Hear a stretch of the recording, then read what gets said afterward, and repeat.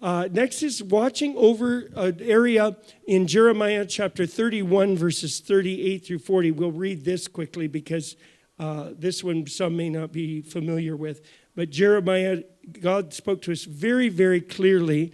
And he said, within Jerusalem, there's a particular area that you are to cover in prayer in a special way. It's like an assignment from the Lord. So if we start at verse 38 there, Jeremiah 31, starting at verse 8. The days are coming, declares the Lord, when this city will be rebuilt for me from the tower of Hananel to the corner gate. The measuring line will stretch from there straight to the hill of Garav and then to Goach. The whole valley, this is the Ben Hinnom Valley, where dead bodies and ashes are thrown. All the terraces out to the Kidron Valley on the east as far as the quarter of the horse gate will be holy to the Lord. Even the Ben Hinnom Valley. Holy to the Lord. This city will never again be uprooted or demolished. And basically, if you draw a line, that's saying just north of the Temple Mount, if you draw a straight line across, over just the southern part of Mount, what's now called Mount Zion there, if you do a line from the Temple Mount, basically over almost to the Jaffa Gate, you go from there over to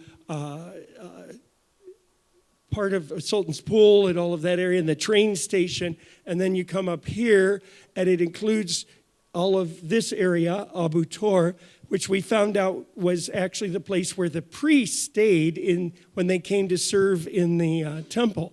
Like John the Baptist's father would have stayed in a tent on this hill when he came to serve in the temple. This was the hill of the priests. It was called the hill of the priests. This was the place for the priests to dwell. We didn't know that when God said live here, but how exciting to do that.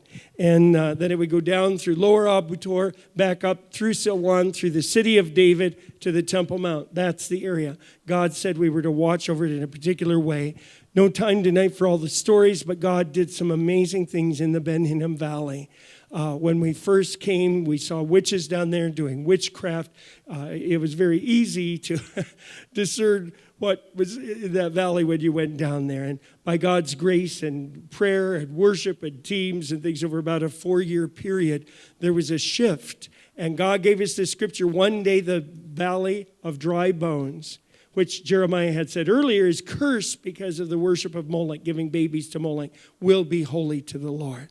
So it's holy to the Lord. Now, instead of a garbage dump down there, there's green grass. And you see different ones praying here. And then in the lower right-hand corner, the City of David prayer room, which is part of us, faithfully continuing to hold in this area and proclaiming the Lord over this area. Next.